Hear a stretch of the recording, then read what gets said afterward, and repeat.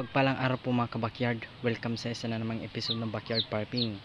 Malit mong lupa, gawin natin libangan at pagkakitaan.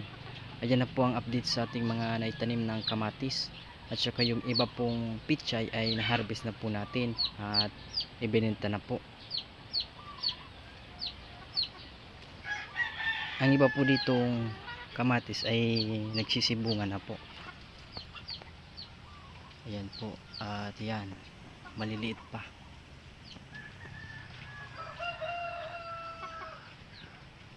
Yung dito ay medyo malalaki na po ito.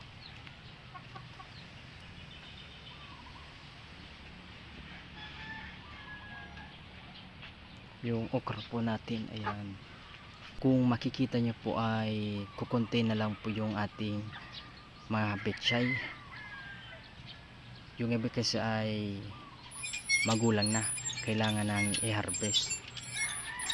Yung dito po ay wala po ditong tanim na pechay, ang nandito lang ay itong kamatis. Dun po ay mga mais.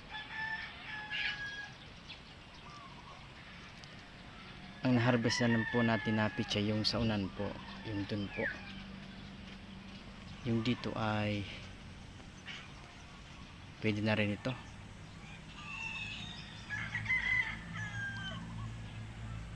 Kagaya po niyan, pag naghinog na po yung kamatis, meron na po tayong gagamitin sa kusina na di na po natin kailangan bumili. At yung pechay po ay mas lalo po di natin kailangan bilhin kasi meron na po tayo ditong tanim. Kagaya po niyan, no. Nung umpisa natin pagtanim ay pinabayaan lang po natin at ayan, dilig-dilig hanggang sa ganito po na malalaki na sila, na nagbubulaklak na po. Yung okra po natin ayon, maliit pa pero nagbubunga na po. Ito po ang kinaganda dito sa atin, na kapag marunong ka po magtanim-tanim, kahit po libangan lang, ay may aanihin ka po na di mo na kailangan bumili sa tindahan. Yung ating mga kalabasa at saka yung upo, ayun po, mamaya tingnan natin. Pagka sabay po ito namunga na mga kamatis natin ay maganda po ito tignan, lalo na po kung mga naghihinog na po, kasi marami po tayong makukuha dito.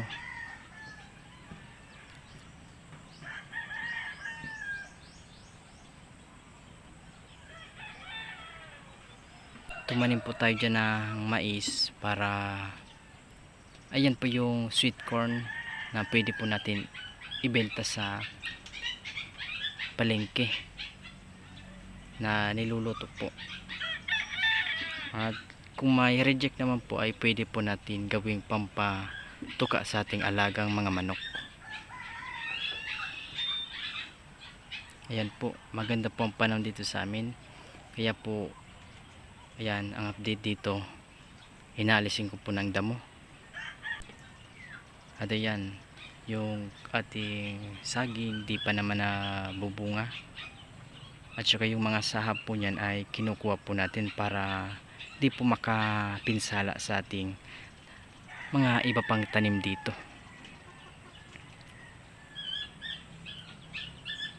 Ayan po, at saka yung ating yung ampalaya po natin.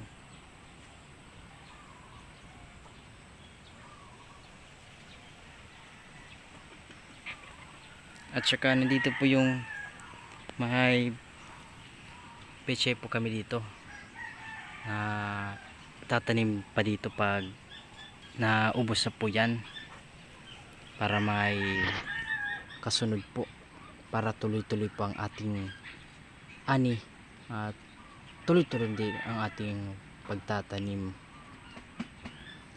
Ito pong ginawa naming taniman ay maliit lamang po ito, pero marami na rin po ang naibenta po natin dito. Ito po, maliit pong ating pinagtataniman, pero po malaki din po ang ating nakukuha pong income dito, lalo na po itong pechay.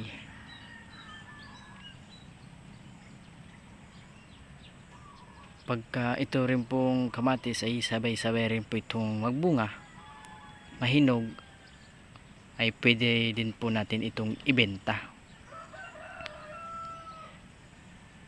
Kaso yung okra po natin ay kukunti lang po yung puno, kaya yung okra po natin ay tama lang po sa kusina. Ayun po si mama, oh. Nagdidiligata yun. Yung ate pong kalabasa, yung iba pong bunga ay namamatay, di po na natutuloy yung kanyang paglaki ng bunga. Sabi ni tito, kasi yun ay matagal na rin sa larangan ng pagsasaka, sabi niya ay baka sa ulan. Pagka maulan kasi po mga kabakyard, ang bunga po ng ating kalabasa, kahit yung iba pong tanim ay di po natutuloy, kaya sayang po yung iba po nating kalabasa na namatay. Mahigit 2 po na ata ang kanyang naibunga, at saka yun po namamatay, ay malaking sayang na po yun sa atin. Pero po ngayon po ay maganda na po ang panahon, sana po ay tuloy-tuloy ng paglaki ng bunga. Pero po yung upo po natin ay maganda po, malaki na po ang kanyang bunga, at papakita ko po sa inyo.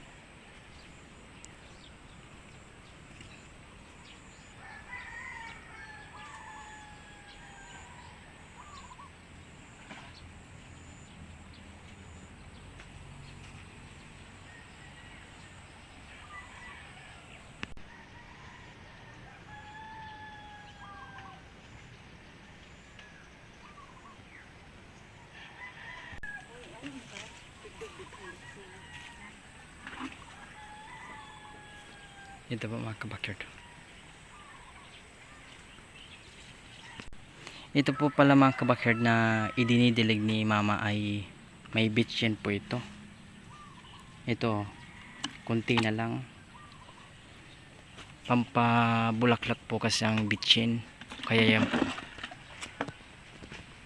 Tsaka yung magulang na po dahon, inaalis na po natin para ng nagpruning po tayo, at saka para makita natin yung mga bunga. Kagaya po niya, na naalis na po natin yung dahon dito, yung mga magulang ng dahon, at saka yung dahon ng mga nakakasagi po sa atin. Kaya yan po,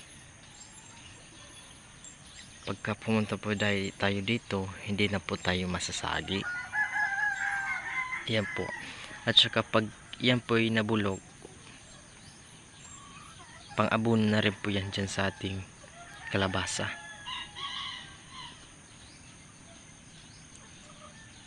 Ayan po.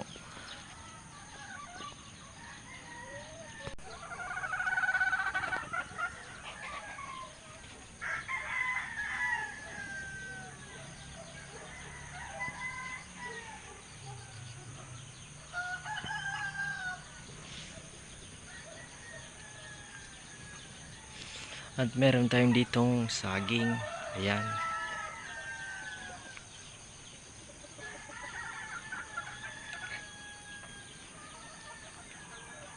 Yung ating mga mais.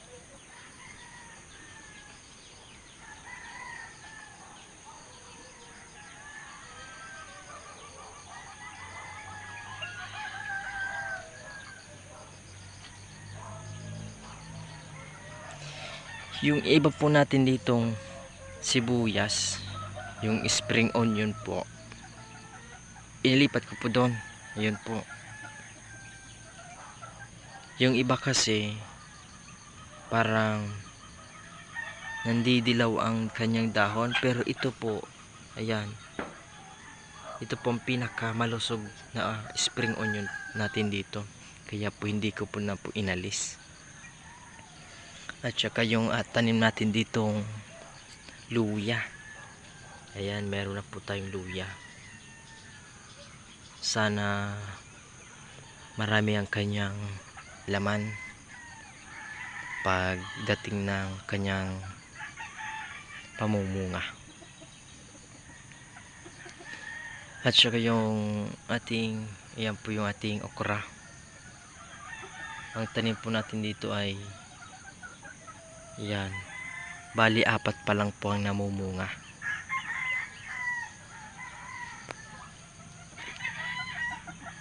Yan, nakuha po namin yan dito. Saka yung dito po.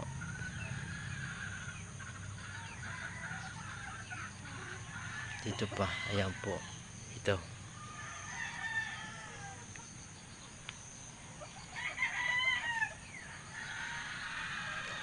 Ito pa.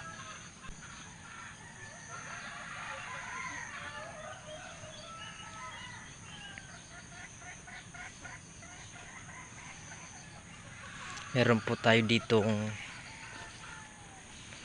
turmeric. Ayan po yung linipat ko po. Yung dahon ay nalalanta, pero ito po ay maganda na. Ayan. Dahil po may plano po tayo dito, yung dahon po ng stevia at saka yung malunggay po, ginagawa po nating tsaa.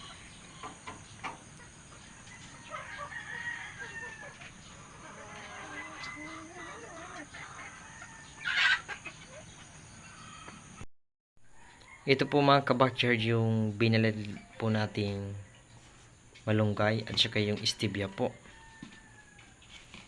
Sa maghapon po na fresh na malunggay ay makakagawa ka na po nito, lalo po pag mainit talaga ang sikat ng araw. Kahit po kamay lang po natin ang gamitin ay magagawa po natin ito, kaso di po powderized. Ayan, at saka na ganyan po. At saka yung stevia po natin, ayan po. Sa pamamagitan po nito, meron ka na pong healthy inumin, lalo na po pag sa umaga po. Ayan, ito po ang ginagawa po natin sa dahon ng stevia at saka sa dahon ng malunggay. Ito po mga kabackyard yung nagawa na po nating tsaa.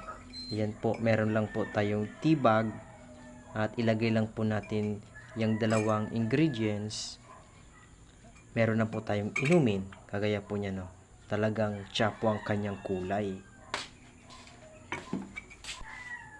Manamis na miss po ito pag merong stevia.